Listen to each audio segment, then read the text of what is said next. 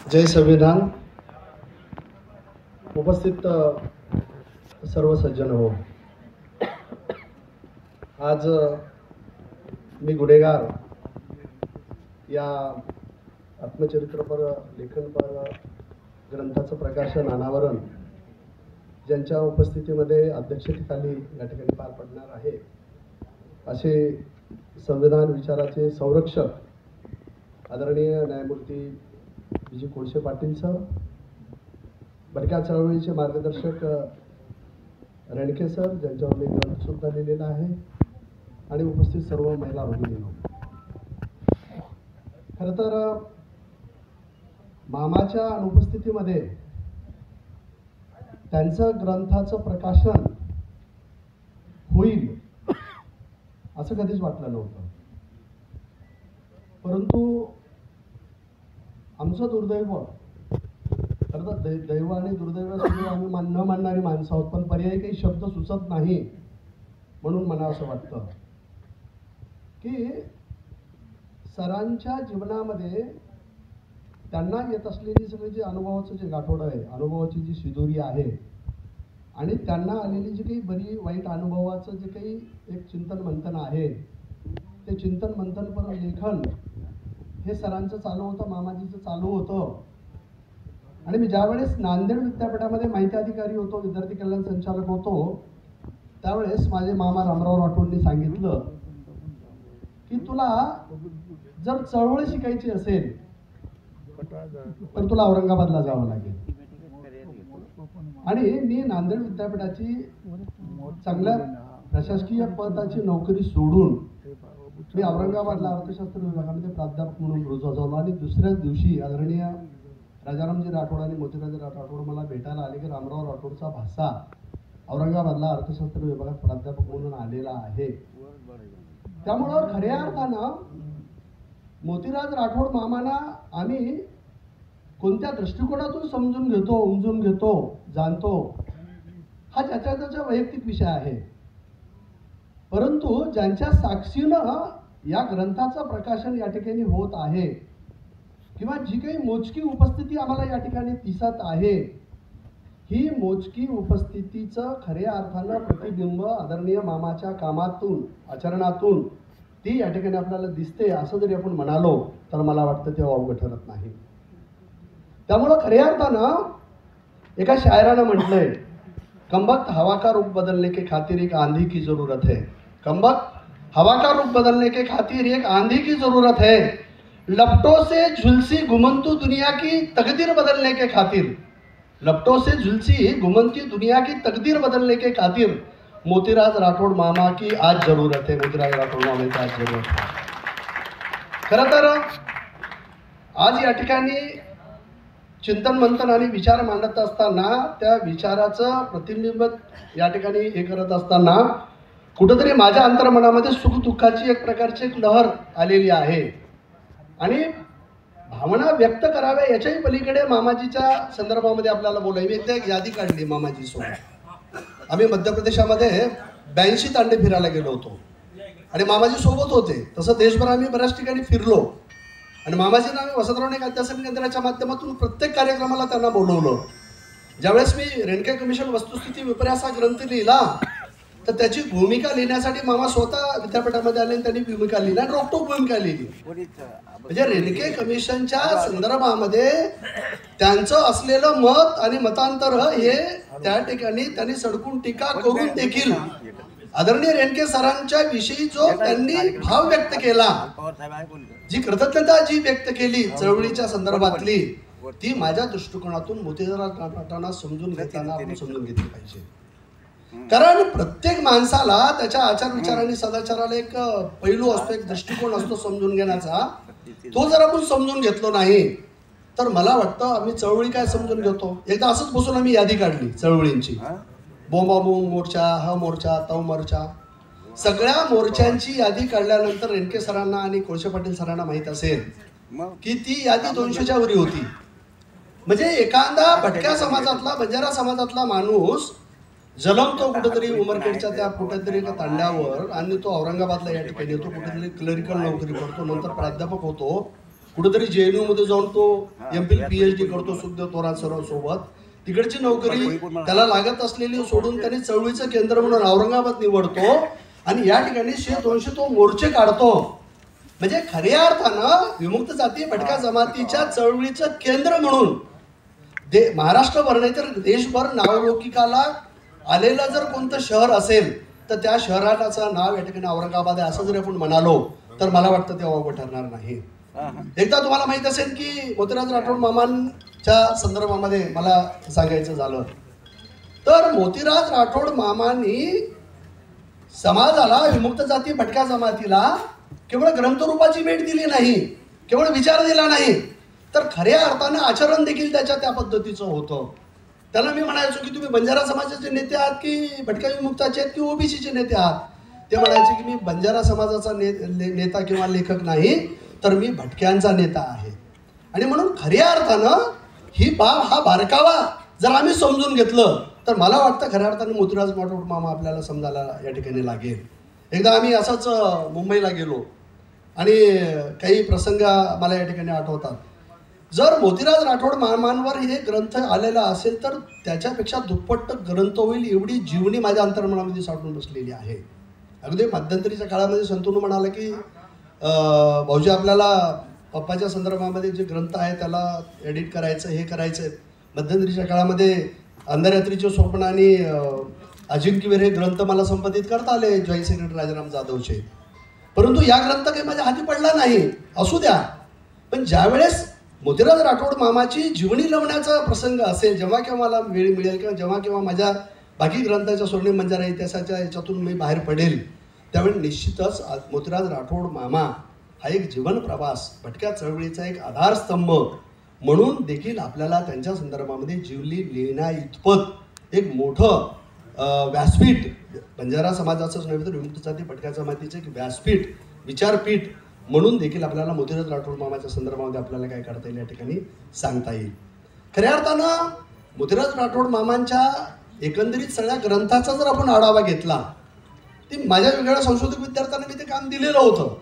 ते काम काही पूर्णतः असं या ठिकाणी गेलं नाही, परंतु या ठिकाणी मोतीराज राठोड मामाला आम्ही समजून घेत असताना समाजामध्ये जे परसेप्शन्स तयार केले गेलेले आहेत किंवा मोतीराज राठोड मामांना ज्या पद्धतीनं दोषारोपित करण्याचा प्रयत्न केला गेलेला आहे त्याची वस्तुस्थिती आणि विपर्यास याच्यामध्ये फार मोठं अंतर आहे असं आपल्याला या ठिकाणी म्हणता येईल. आणि खऱ्या अर्थानं त्या आत्मचरित्रामध्ये निश्चितच उमटलेलं असेल, कारण त्या आत्मचरित्रामध्ये बऱ्याच गोष्टी मोतीराज मामांनी मला शेअर केल्या किंवा कलामामीने आम्हाला ज्या शेअर केल्या त्या सगळ्या जर बाबी आपण या ठिकाणी समजून घेतलं तर मोतीराज मामा आज हयात नाहीत, परंतु त्याचा विचार खऱ्या अर्थानं विमुक्त जाती भटक्या जमातीतील अनेक चळवळीचा अनेक कुटुंबाचा आधारवड म्हणून देखील मोतीराज राठोड मामांकडे आपण पाहिलं पाहिजे. तर आम्ही जालन्याला गेलो. जालन्याला गेल्यानंतर त्या ठिकाणी जे काही शहर वस्ती किंवा जे काही बाजूची वसलेली होती ती सगळी जमीन त्यांच्या ताब्यामध्ये आणून देण्यासाठी मोतीराज राठोड मामासाठी लोक हारतुरे घेऊन उभे होते. खरं तर त्यांना ते हारतुरे वगैरे काही आवडायचं नाही, परंतु या ठिकाणी आपण लक्षात घेतलं पाहिजे की ओढारवाडा असेल किंवा कुठलीही गिशाडी असेल, कैकाडी असेल, पाशेपारधी असेल, ह्या सगळ्या चळवळीमध्ये घराघरामध्ये जाऊन पोचलेलं व्यक्तिमत्व, त्यांना हक्काची जमीन, हक्काचं घर, हक्काची त्यांची जे काही गोष्टी आहेत त्या खऱ्या अर्थानं मिळून देण्यामध्ये मोतीराज राठोड मामाचा फार मोलाचा वाटा आहे. म्हणजे मोतीराज राठोड एक चळवळ म्हणून देखील एक मोठं जीवनी किंवा आत्मचरित्र येऊ शकतं. मोतीराज राठोड आणि आंदोलन, मोतीराज राठोड आणि ग्रंथसंपदा, मोतीराज राठोड आणि त्यांच्या आचरण आणि विचार याच्यातलं अंतर आणि त्यांच्या सगळ्या ज्या बाबी आहेत याच्यावर स्वतंत्र वेगवेगळ्या पैलूच्या माध्यमातून संशोधन होणं फार गरजेचं आहे.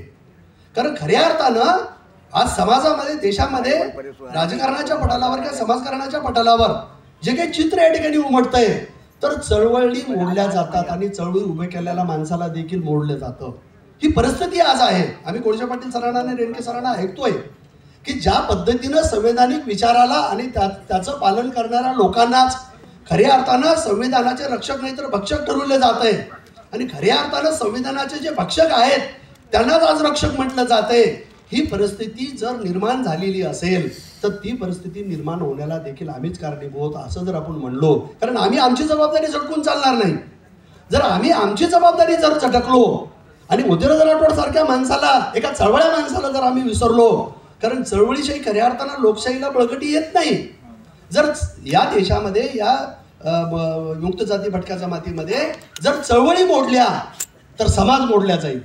चळवळी या जिवंत राहिल्या पाहिजे आणि या चळवळी जिवंत राहिल्या पाहिजे म्हणून या चळवळीचे जे आधारवड आहेत, संविधानाचे जे रक्षणकर्ते आहेत, या संविधानाच्या रक्षणकर्त्यामध्ये शेवटच्या पिढीचं शेवटचं व्यक्तिमत्व म्हणून ज्या शरदचंद्र पवार साहेबांनी, मला मागच्या वर्षी यशवंतराव चव्हाण सभागृहाला 2 दिवस ऐकलं त्यांनी, तर त्याचे रक्षणकर्ते म्हणून विजय कोळसे पाटील असतील, रेणके असतील, घर आठवड काका असतील किंवा TS चव्हाण असतील किंवा ससो खंडाळकर असतील किंवा असे जे काही माणसं आहेत या ठिकाणी उपस्थित असलेली जी माणसं आहेत, तोताराम जी भाऊजी आहेत, ही सगळी माणसं खऱ्या अर्थानं कागदावर उतरली पाहिजे.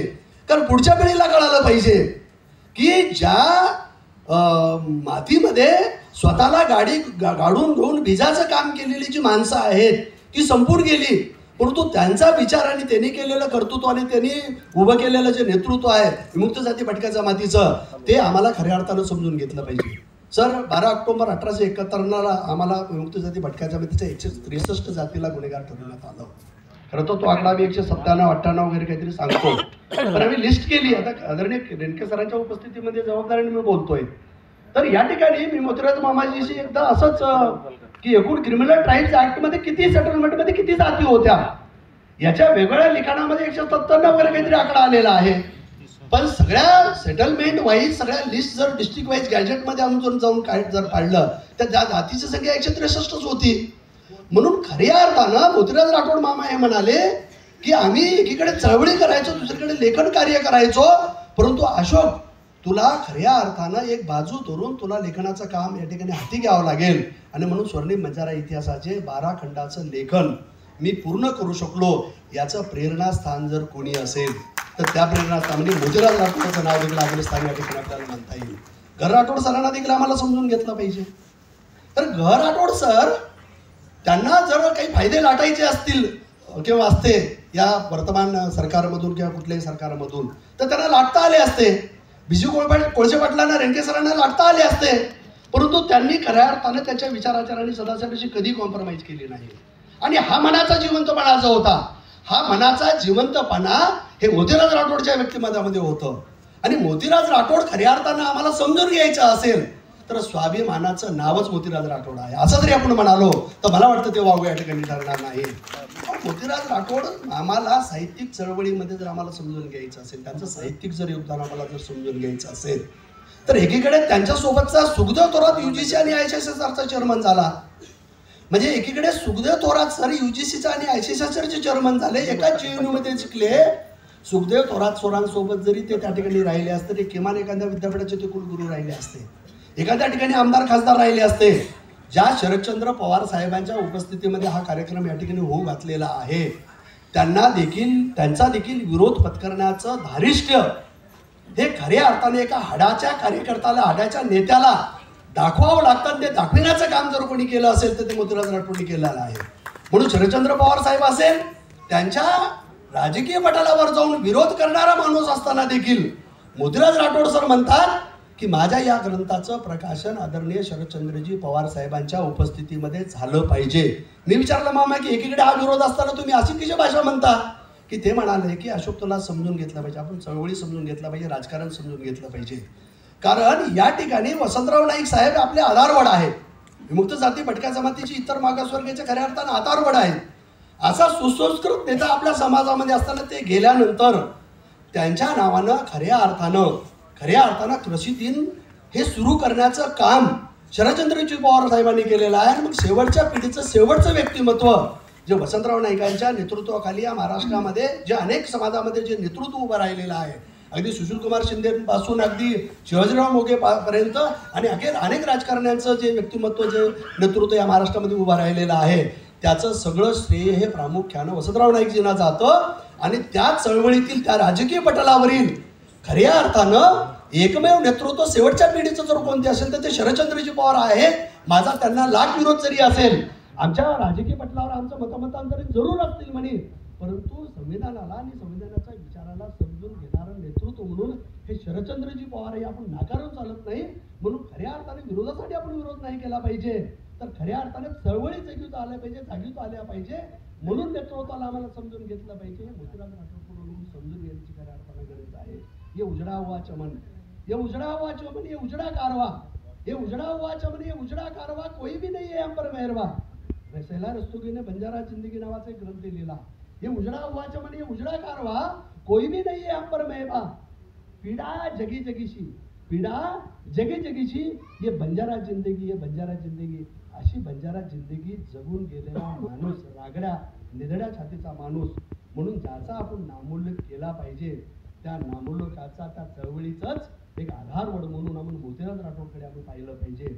आणि मग मोतीराज राठोडचं जोपर्यंत आम्ही वेगवेगळ्या पैलूंनी त्याचं आम्ही चिंतन मंथन करणार नाही, तोपर्यंत खऱ्या अर्थानं आम्ही संविधान करते आहोत असं आपल्याला ठिकाणी म्हणता येणार नाही. म्हणजे एकीकडे आम्ही सगळा देश लुटून खाल्लेला आहे, एकीकडे राज्य लुटून खाल्लेले आहे, सगळे महामंडळ लुटून खाल्लेलं आहे.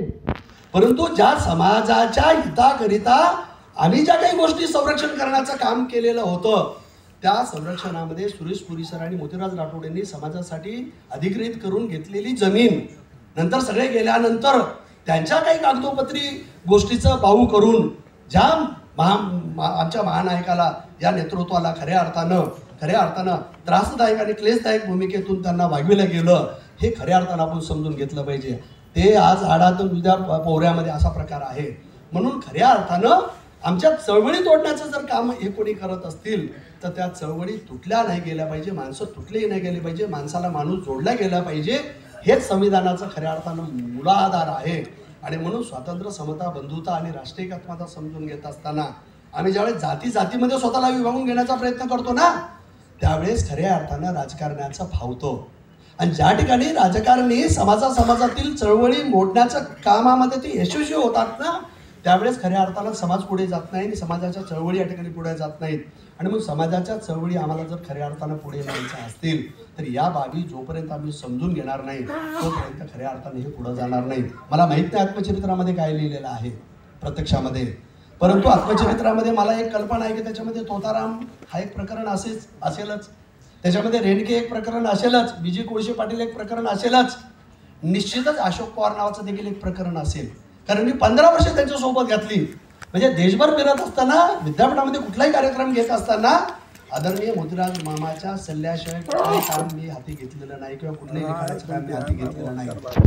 खऱ्या अर्थानं आत्मचरित्रामध्ये अधोरेखित केल्या गेलेल्या गोष्टी आणि शिल्लक राहिलेल्या गोष्टी दुसरा भाग म्हणून देखील या ठिकाणी पुढे येण्याची गरज आहे. आणि ती जबाबदारी तोतारामजी भाऊजी, ती आमची तुमची आहे, घर आठवडचं तुमची आमची आहे. म्हणून कुठलंही प्रकरण वगळलं गेलं नाही पाहिजे, ते प्रकरण मुळातून पुढे आलं पाहिजे. खऱ्या अर्थानं कलाबाई राठोड हे देखील एक स्वतंत्र ग्रंथ येण्याची गरज आहे.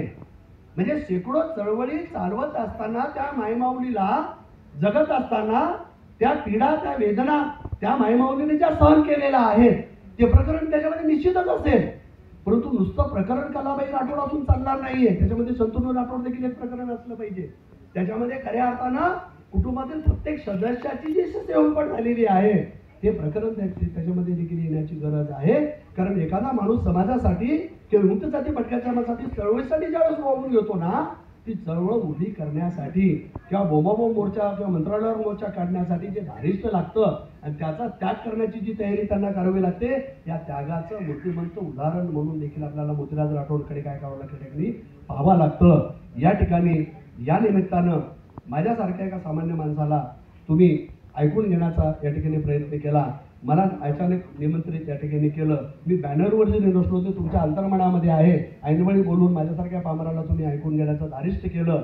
आणि तेही विजय कोळशे पाटील सरांनी रेणके सरांच्या उपस्थितीमध्ये मी बोलण्याच्या ठिकाणी धारिष्ट करतो. तुम्ही मला सहन केलात, मला ऐकून घेतलात, त्याबद्दल मी सर्वांच्या ठिकाणी आभार व्यक्त करून या ठिकाणी थांबतो. जय शिवदार, जय मोतीराज, जय वसंत. धन्यवाद. माननीय पवार साहेबांचं आगमन कदाचित क्रांती चौकापर्यंत झालेलं आहे. तरीही एक शेवटचा वक्ता आपण या ठिकाणी घेऊया. संघर्षाचं सोनं या आत्मचरित्राचे लेखक तात्याराव चव्हाण काका यांना मी निमंत्रित करतो की आपण 2 मिनिटात आपलं मनोगत या ठिकाणी ठेवावं. खूप सगळी नावं मनोगतासाठी माझ्यापर्यंत आलेली होती, परंतु आपण हे शक्य होणार नाही एवढं आता सगळं. जी मंडळी बाहेर आहे त्यांना सभागृहामध्ये बोलवून घ्या आणि शक्यतो पुढे येऊन बसा, पाठीमागं मध्ये अंतर ठेवून एवढं बसू नका.